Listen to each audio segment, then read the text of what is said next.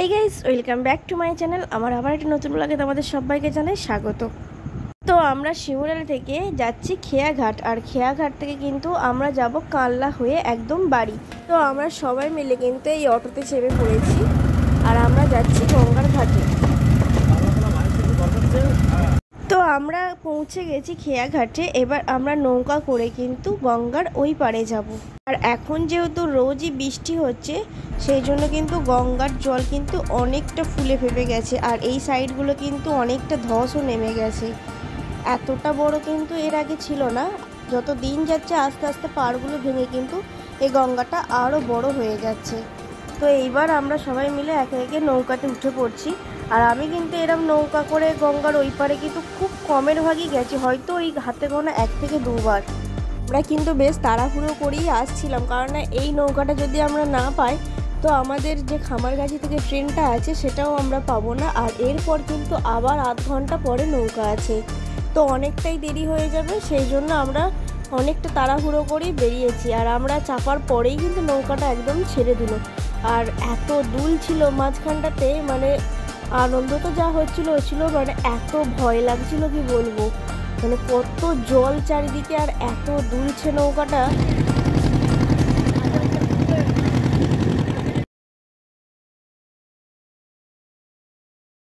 এই গঙ্গাটাকে পার করতে কিন্তু আমাদের খুব একটা বেশি টাইম লাগেনি। তো আমরা একদম পাড়ের কাছেই চলে এসেছি। এবার এখান থেকে নেমে কিন্তু আমাদেরকে একটা টোটো ধরতে হবে, কারণ টোটো করে স্টেশন অবধি যেতে হবে। আমরা সবাই কিন্তু নৌকাটা থেকে একে একে এবার নেমে যাচ্ছি। আর এই নৌকায় কিন্তু অনেকজন যাত্রী ছিল, তারা সবাই নেমে যাচ্ছে। আবার এই নৌকাটা কিন্তু এদিক থেকে আবার ওই পারে যাবে। তো নৌকা থেকে নামার পর পাড়ে আসতেই আমার কিন্তু এই সুন্দর জিনিসটা চোখে পড়লো। এত সুন্দর ঘাস দিয়ে এটা করেছে, দেখো দারুণ লাগছে কিন্তু দেখতে। তো আমরা সবাই মিলে কিন্তু চলে এলাম এখানে টোটো স্ট্যান্ডে। এখানে আমরা 2টো টোটো করেছিলাম, কারণ আমরা যেহেতু অনেকজন ছিলাম আমাদের একটা টোটোতে হতো না।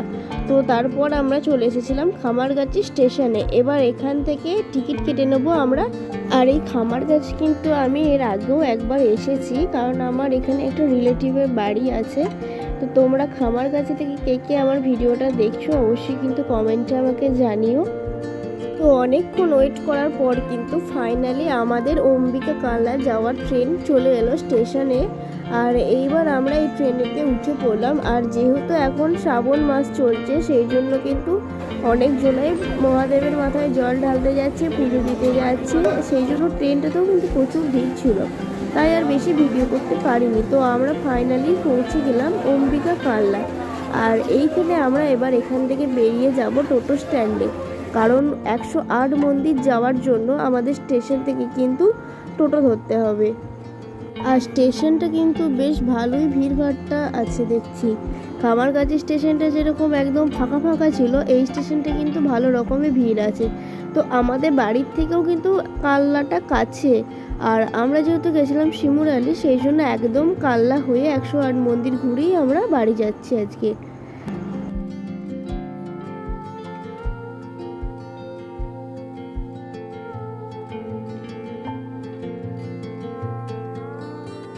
তো এবার আমরা চলে এলাম এখানে টোটো স্ট্যান্ডে টোটো ধরবো বলে। আর এখানে কিন্তু 10 টাকা করে নিচ্ছে পার হেড কানলা 108 মন্দির যাওয়ার জন্য।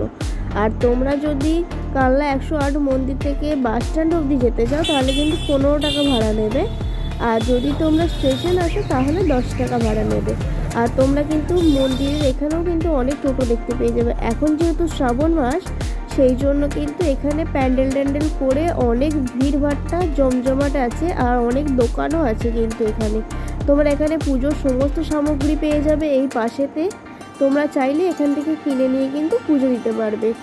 আর এই যে মন্দিরে আমরা এবার প্রবেশ করব, তার আগে আমরা এই সাইডে কিন্তু জুতোগুলোকে খুলে দেবো। আর এখানে জুতো খোলা দেওয়ার জন্য কিন্তু এনারা 5 টাকা করে নিচ্ছিল। তো তোমরা এখানে জুতোগুলোকে খুলে নিশ্চিন্তে মন্দিরের ভেতরে প্রবেশ করতে পারো। আর এই মন্দিরটা দেখো কতটা সুন্দর দেখতে লাগছে। 1809 খ্রিস্টাব্দে বর্ধমানের রাজা তেজ বাহাদুর এই মন্দিরটি কিন্তু নির্মাণ করেছিলেন। আর এই মন্দিরে কিন্তু রয়েছে 2টো বৃত্ত। ভেতরেরটাতে রয়েছে একদম 34টা শিবলিঙ্গ, যেগুলো সবকটাই কিন্তু সাদা। আর বাইরে যে 74টা শিবলিঙ্গ রয়েছে সেটা কিন্তু একটা সাদা আর একটা কালো শিবলিঙ্গ।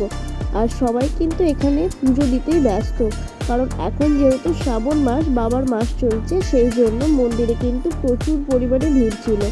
আর এখানে কিন্তু অনেকজন আরতিও করছিল এইভাবে।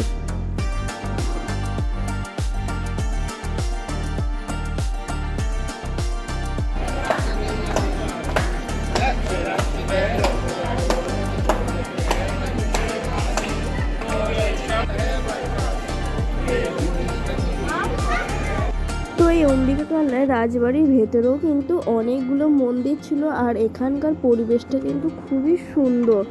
এত সুন্দর সুন্দর সব মন্দির আছে, আর এত সুন্দর মাটির, পোড়া মাটির কাজ করা, দেখো কত নিখুঁত হাতের কাজ, মানে কাছ থেকে দেখতে যেন অপূর্ব লাগছিল। আর এখানে তো অনেক ফুল গাছ আছে, এখানে বাগান করা আছে।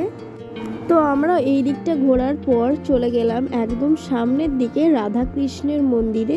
আর এই সামনেটাতে কিন্তু ছিল রাধাকৃষ্ণের মন্দির, আর এখন পুজো হচ্ছিল, সেই জন্য আমরা কিছুটা টাইম ওখানে বসেই কাটিয়েছিলাম। আর এখানে এই লালজি বাড়িতে কিন্তু ভোগ প্রসাদেরও ব্যবস্থা আছে। ওই 10টা থেকে 2টো অবধি কিন্তু ভোগ প্রসাদ পাওয়া যায়। তো তোমরা যারা খাবে তো তারা কুপন কেটে নিও, এর জন্য কিন্তু ওই 100 টাকা করে নেবে তোমাদের কাছে। আর আমি এখানে কিন্তু মন্দিরটাকে বেশ ভালো করে ঘুরে দেখছিলাম। এত সুন্দর পোড়ামাটির নিখুঁত কাজ, মানে চোখের সামনে না দেখলে সত্যিই বিশ্বাস করা যায় না। তো আমি একটু কাছ থেকে তোমাদেরকে দেখাই, দেখো কত সুন্দর সুন্দর সব কারুকার্য দিয়ে বানানো আছে। আর এগুলো কিন্তু এখনও যে খুব একটা নষ্ট হয়ে গেছে কিন্তু তা নয়, যথেষ্ট ভালো আছে। আর এখানে কিন্তু লেখা আছে যে দেয়ালেতে হাত দিতে বারণ করা ছিল। আগেকার দিনের এই জিনিসগুলো দেখলে সত্যি একদম মন ভরে যায় আমার, এত ভালো লাগছিল না এখানেতে থাকতে। আমরা এবার কৃষ্ণচন্দ্রজির মন্দিরটাকে দেখতে যাব। আর ওয়েদার কিন্তু খুবই খারাপ হয়ে গেল হঠাৎ করে। আর এখানে দেখো কত বাচ্চা খেলা করছে। আর এই যে আরেকটা মন্দিরও দেখাই তোমাদের, এই মন্দিরটা হচ্ছে বিজয় বৈদ্যনাথ মন্দির। ওই কৃষ্ণচন্দ্রজির মন্দিরের পাশেই কিন্তু এই মন্দিরটিও অবস্থিত। তো আমরা এবার বাইরে চলে গেলাম মহাপ্রসাদ খেতে। আর এখানে কিন্তু শরবত আর মহাপ্রসাদ কিন্তু দিচ্ছিল, এটা কিন্তু গোটা শ্রাবণ মাস জুড়েই হবে। তো ভিডিওটা যদি ভালো লাগে চ্যানেলটাকে সাবস্ক্রাইব করতে কিন্তু ভুলো না, আর লাইক কমেন্ট কিন্তু অবশ্যই করে যেও। বাই।